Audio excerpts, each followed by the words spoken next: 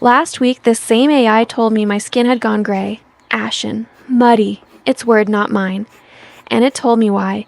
I'd started the whole face on a dark, cool gray, and colored pencil doesn't lift, so the mud was baked in from layer 1. So today, the benchmark is warmth. Coco Gauff, 3 days out from her first US Open match, deep, warm skin. The hardest thing on this channel to keep luminous. 10 blocks. The value map first, the braids and the burnish last, and the verdict at the end. 20 pencils, and I'm not reading them out.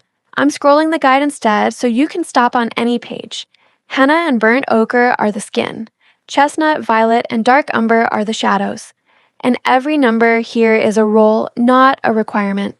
A 24 set has all of them, with fewer options inside each.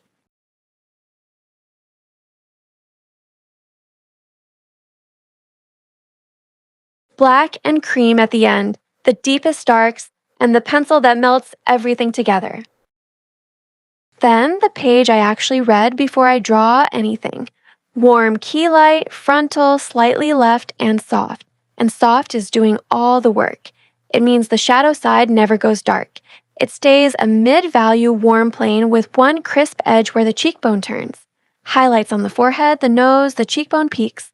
Shadow on the away cheek, the temple, the jaw. This is the step I got wrong last week, and it cost me the entire drawing. I put a 70% warm gray under a warm skin tone, and by the time I noticed, there was nothing to do. Wax doesn't lift. It isn't a talent problem, it's a sequencing problem, and it comes back the moment you fix the order.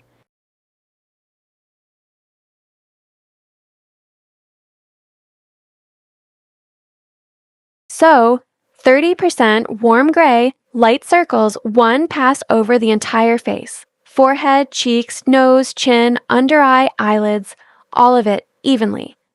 What I'm using is 1052, but 1052 isn't the point. The roll is a warm neutral one step darker than the paper. Any pale warm gray in your set does this job. If yours leans cool, go one more shade lighter, because cool under warm skin is exactly the mistake I'm undoing.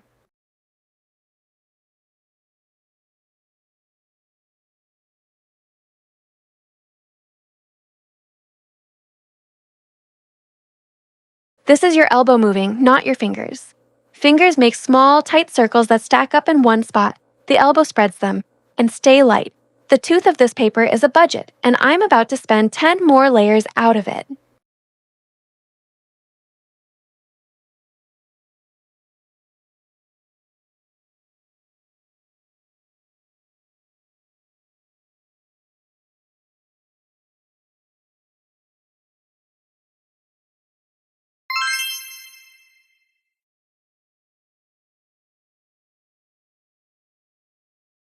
Henna first, PC tone 31, and it goes everywhere the light hits before it goes anywhere in particular. Forehead, both cheekbones, the bridge and planes of the nose, the chin, the whole zone.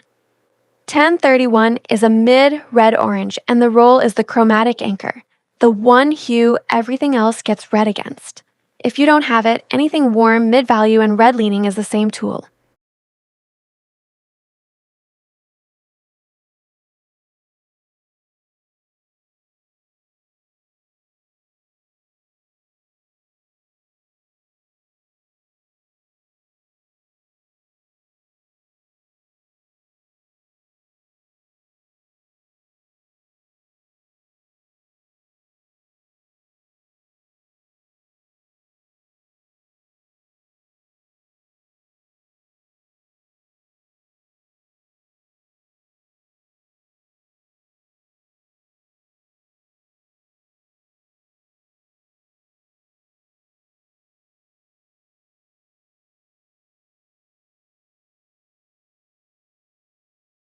Then burnt ochre, 943 over the top of it, still light.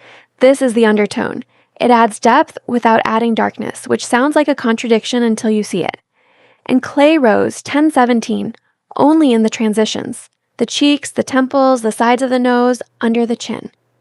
Its roll is the bridge between the lit side and the shadow side, and a warm pink is the only thing that stops that seam reading as a line.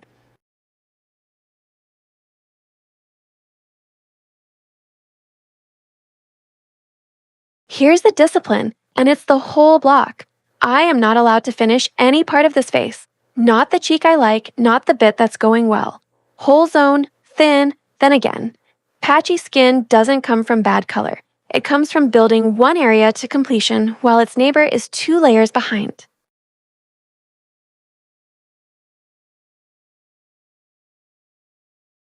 Your hand will want to press harder to make the color show up.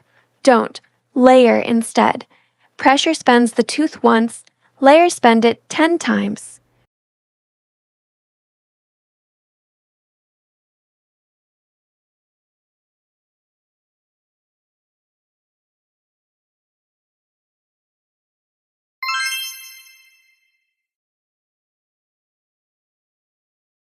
This is the one I ruin most often. The word shadow lands in my ear and my hand goes dark. 5 weeks running, it's the oldest note in my critique log, so I'm saying it out loud before I do it. This plane stops at about half value, half not dark.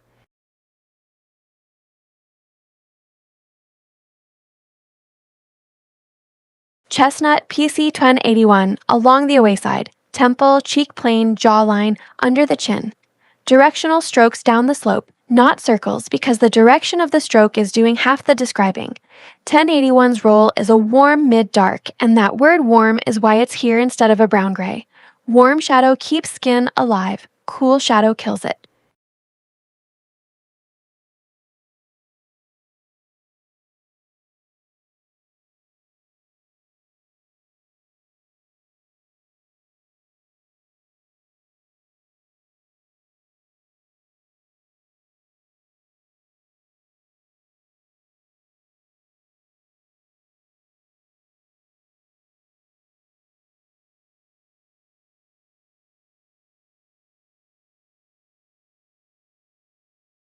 Then violet, 932, glazed into the core shadow edge and the deepest recesses only, the eye socket, the jaw core, under the chin. This is the counterintuitive one. It's a cool color going into a warm face, and it works because it's the complement. It makes everything around it look warmer, which is not the same as making the shadow gray. If you only have one purple, use it thinly.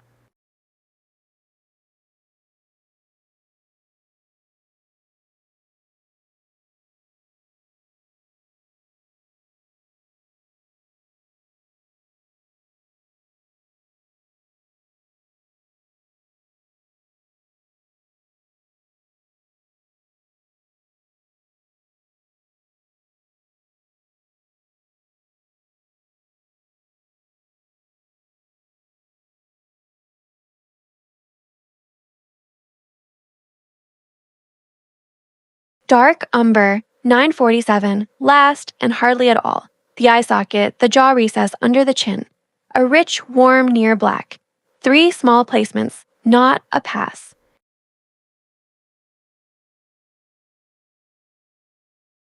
Turn the paper instead of your wrist. If your hand aches on this block, that's pressure, not effort. And pressure is exactly the thing this block is asking you not to spend.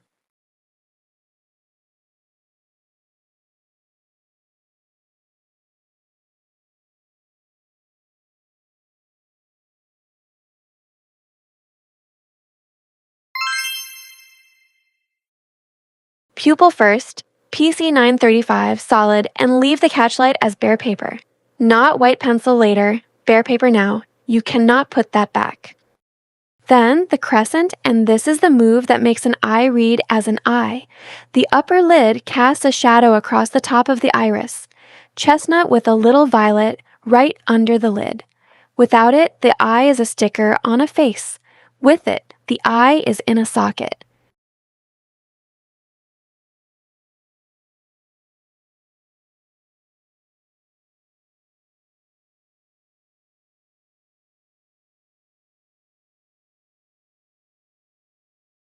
The iris is radial.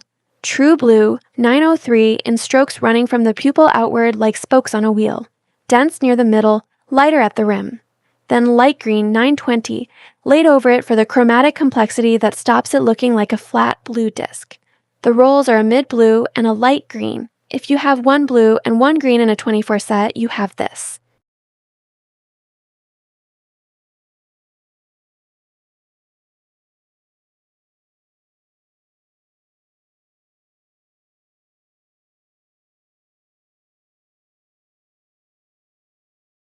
The sclera is never white. Sky blue light 1086, a thin glaze. The whites of an eye are a pale, cool gray in almost every photograph ever taken, and drawing them white is the single fastest way to make a portrait look like a doll.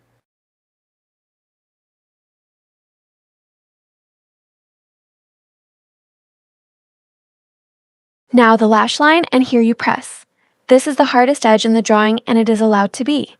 Everything else from here on softens by comparison. Hold the pencil further back than feels natural and pull the stroke. Don't push it.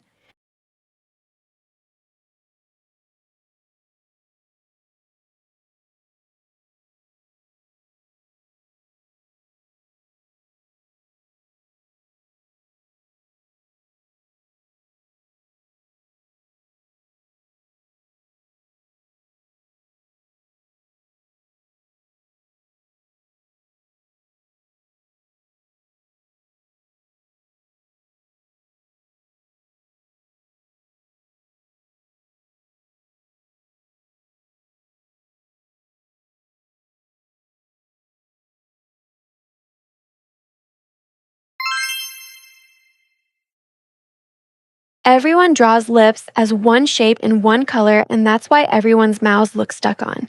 They're two different colors. The upper lip tilts away from the light and reads darker and cooler. The lower lip catches light and reads lighter, warmer, more saturated. That difference is most of the job.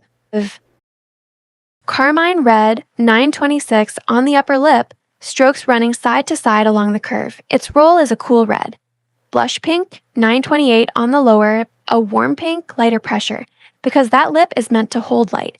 Then peach 939 just in the center of the lower lip where the glow is.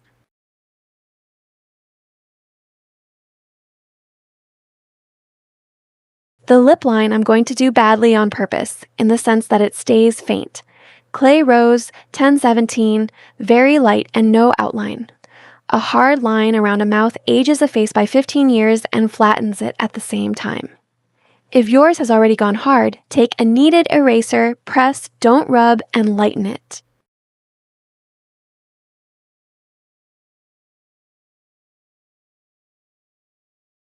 Creases last, single fine strokes with a sharp chestnut, and only the ones you can actually see. A few creases suggest form. Many creases read as damage.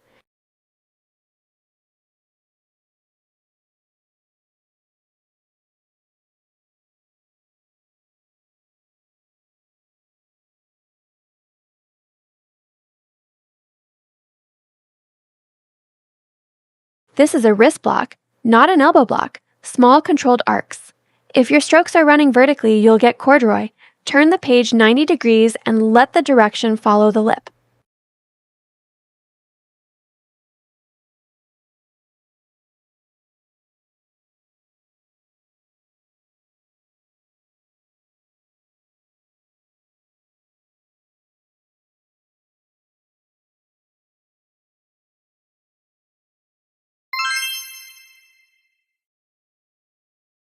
Curly hair is not straight hair drawn wavy.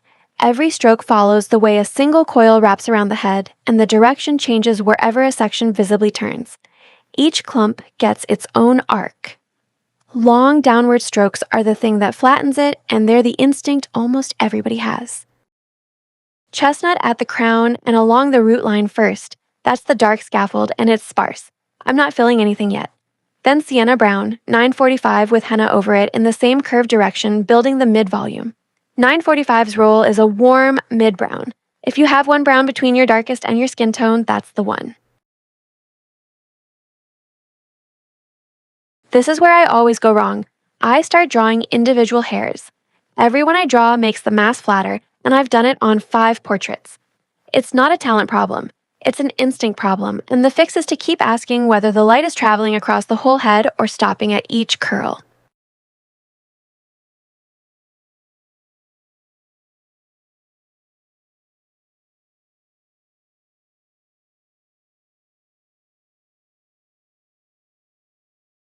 Sheen last, peach and light peach on the top of the crown and the outer curve of the coils that face the light. Sparse. 3 or 4 placements, not a pass.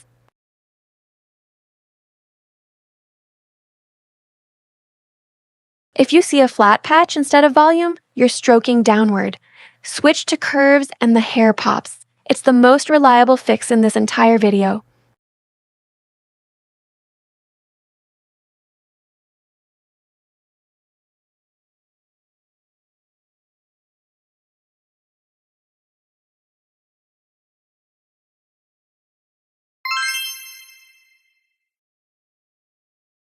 The neck is the part everybody rushes, and it's the part that told on me last week. The critique didn't say the face was muddy, it said the neck was. Nobody looks at the neck while they're drawing it, and everybody looks at it in the finished piece.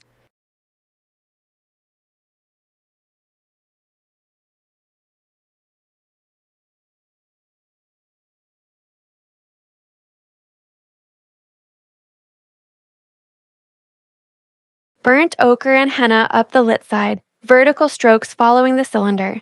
Then chestnut, very light in the band right under the jaw where the neck starts. That shadow is warm, umber, not gray, and mid-value, not dark. The roll is the same warm, mid-dark you used on the cheek. So it's literally the same pencil doing the same job in a new place.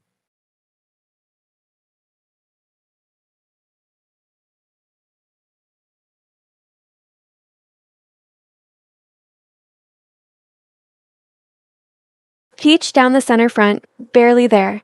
It's the difference between a neck and a column. Long vertical strokes come from the shoulder and the elbow together. If you draw them from the wrist, they'll bow, and a bowed stroke on a cylinder reads as a dent.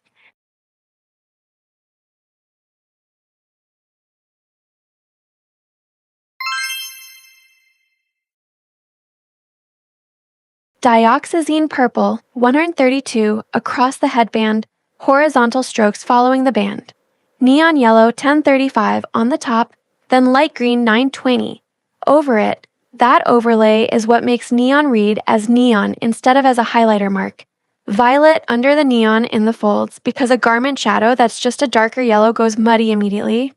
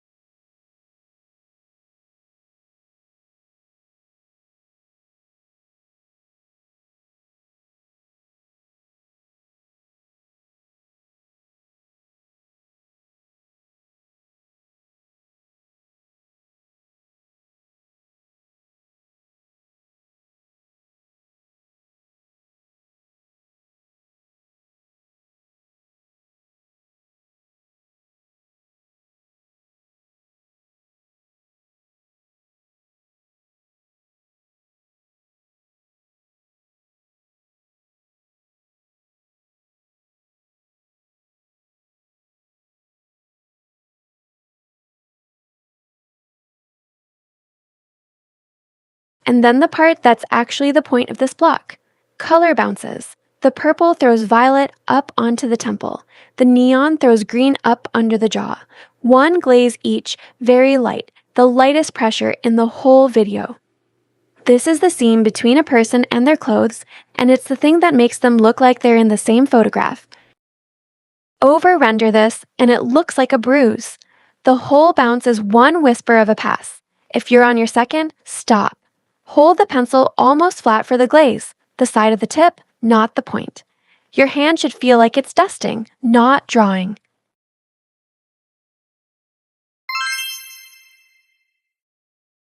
Peak highlights first, and they're tiny. Light peach, 927, heavy pressure, one stroke each. Forehead apex, nose bridge, nose tip, the peak of the cheekbone. Struck, not smudged. These are the brightest marks in the drawing, and they're the last color decisions I make. Peach across the cheekbones, the tip and bridge of the nose, the inner corners of the eyes, the thin, vascular places where skin actually glows. Circular, very light, fading outward, not a blob on the apple of the cheek. Then clay rose through the terminator, the transition between lit and shadow so that seam stays warm.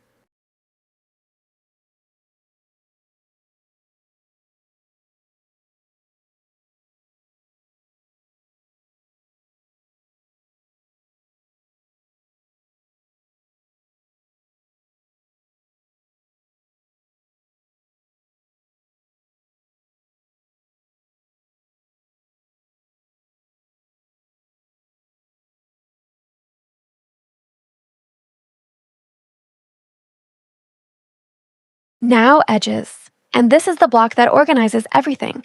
The upper lash line gets sharpened. Chestnut and violet where it meets the shadow, a hard boundary. That's the focal point, and it's the only hard edge allowed. 2 different hand pressures inside one block. Sharpening is a firm, short, deliberate stroke. Softening is a light circle with almost no weight in the fingers. If your hand does the same thing for both, the drawing will come out at one uniform crispness, which is what happened to my Otani.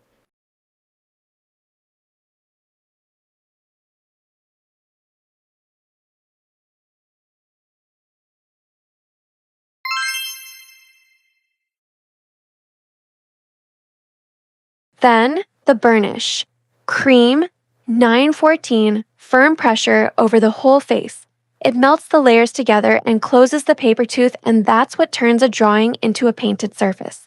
Light pencil, firm pressure, not aggressive. Aggressive burnishing is how people destroy a piece in the last 20 minutes. Then redarken, and this is required, not optional. Burnishing lifts wax and lightens everything so the pupils, the eye sockets, and the jaw core all come back with black and dark umber. If you skip it, the whole portrait reads washed out and you'll blame the burnish.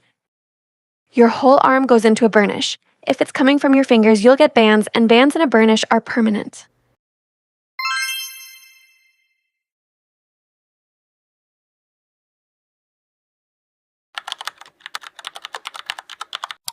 Same 3 lines as every week, and the first one rules on the benchmark I named at the start. Start light and warm and get the warmth back. Hit. With one catch. The warmth is back. No gray anywhere, neck and chest included, and the reason is that the tutorial itself got fixed. This week's guide opened on a light warm base instead of the dark gray one that ruined last week.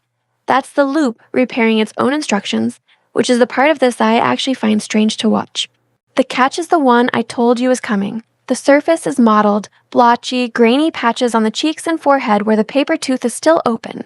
Right color, unevenly laid. It says the smile lines went a touch heavy and the curls are one flat value with no internal sheen. So the next target is surface, not color. Thin, even passes across the whole zone, then burnish properly to close the tooth.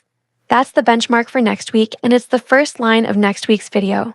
Everything on screen today, every pencil number, every pressure, the stop conditions, and a printable line art page if you'd rather skip the drawing stage, is in the free guide for this episode, linked below. No email, no checkout. If you want to go further with this, that's the thing to take. And if you drew along, whether it was this one or a photo of your own, put it in the comments. I'll actually look and I'll tell you what I see. The verdict, the one thing to fix, and what to target next. Same 3 lines I just took.